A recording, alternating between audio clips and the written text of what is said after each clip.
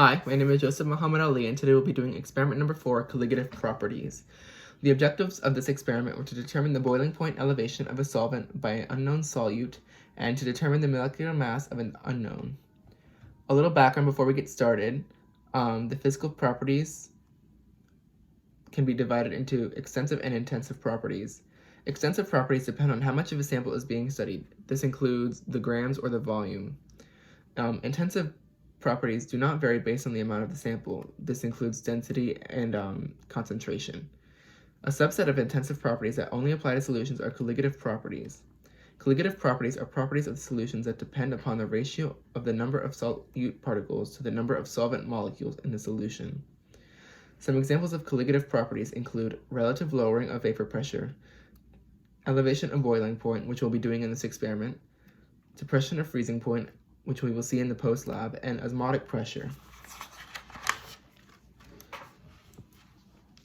For boiling point, the greater the pressure, the more of the solute is required for liquids to boil, and this increases the boiling point. The boiling point of a solvent increases once a solute is dissolved in it. So the elevation of the boiling point depends on the amount of the solute that is present in the solution. However, it is not based on the identity of the solute. This is why it is a colligative property.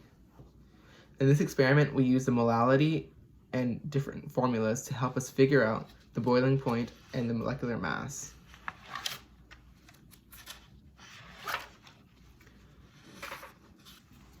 So for trial 1, the boiling point of the ethyl alcohol was 78 degrees Celsius, and we got this amount by placing approximately 10 milliliters of ethanol into a large test tube, and we placed that onto a hot plate inside a water bath to boil, and that gave us that boiling temperature of 78 degrees Celsius.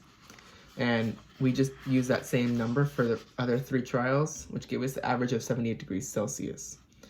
The boiling point for solutions 2, 3, and 4 includes the vanillin, which we added when it was boiling. This gave us the results for test tube 2, 84 degrees Celsius, test tube 3, 83 degrees Celsius, and test tube 4, 84 degrees Celsius, which gave us an average of 67 degrees Celsius.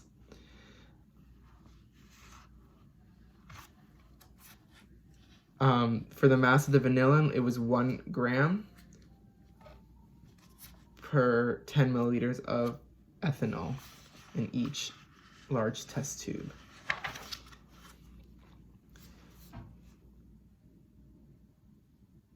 The change in temperature that resulted from this experiment was 83.67 degrees Celsius minus 78 degrees Celsius, which gave us 5.67 degrees Celsius. The molality that I calculated for this experiment was 5.67 degrees Celsius divided by the 1.22 degrees Celsius molality of the ethanol times the 1 Van Hoff factor, which gave us 4.65 molality.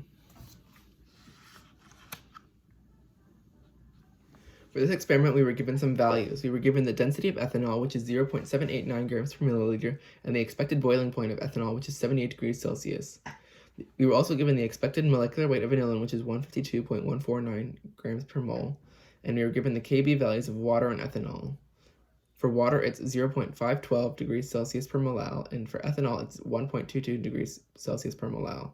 The Van Hoff factor for this experiment is 1. We were also given some formulas. We were given delta T equals T observed minus T naught. Once you solve for the delta T, we can solve for molality.